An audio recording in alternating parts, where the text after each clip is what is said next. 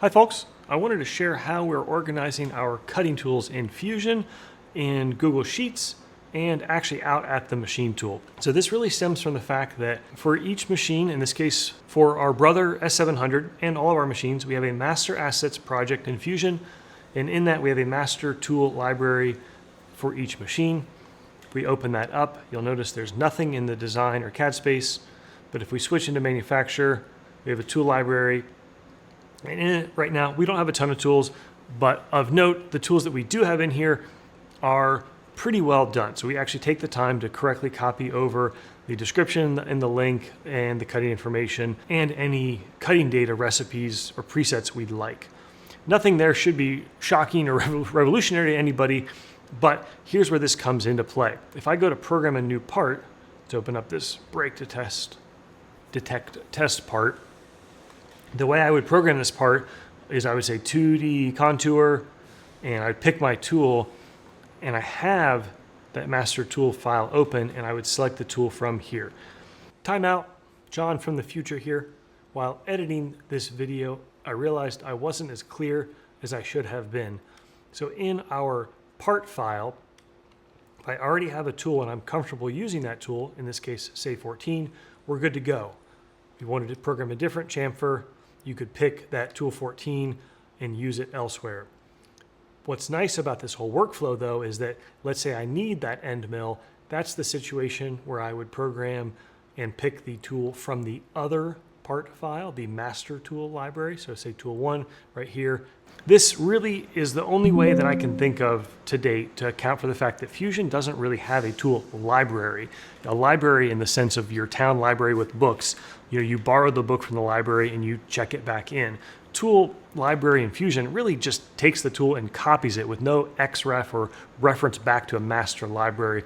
I've talked about this for years now on the Business of Machining podcast and elsewhere, where it's a bit frustrating because if I have this part and it's tool 1, and let's say though on the actual machine I change the tool 1 to have a different feature like through spindle coolant or a different holder, well, Fusion doesn't know that all these different files are also using that quote unquote tool 1, so there's no real way to update it. What I did here doesn't even solve that, to be clear. We'll get to one area I've tried to improve that a little bit, but it at least means when you program a new part, or even if I wasn't certain, if I wanted to reprogram this part, I could go in and reselect the tool back from that master, select from that master file library. The other thing that we've done is we've added a Google Sheets info. So this is part of our machine tool info cards. We have these for all of our VMCs.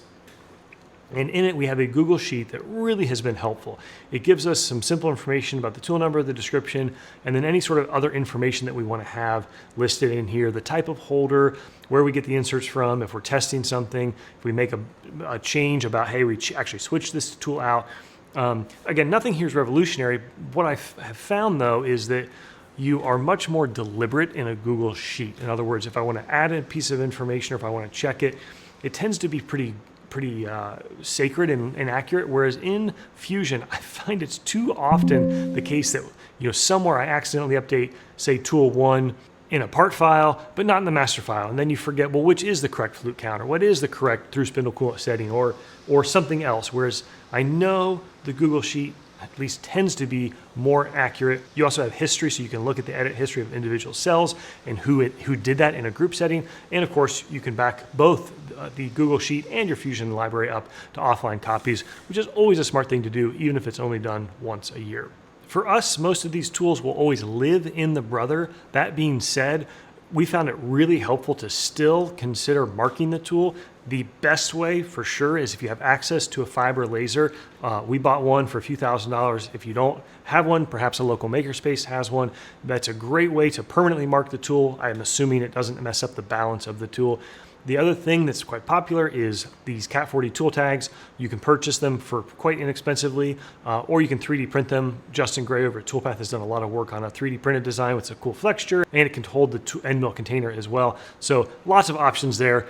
For sure, I'll emphasize one of the best forms of automation is don't reset up tools. If you can afford to set up a drill or a tap or an end mill and always leave it set up, that avoids you having to look for that collet, look for that tool, Even the gauge length can be stored, etc. It's a really helpful way to avoid wasting the time of setting up and breaking down tools.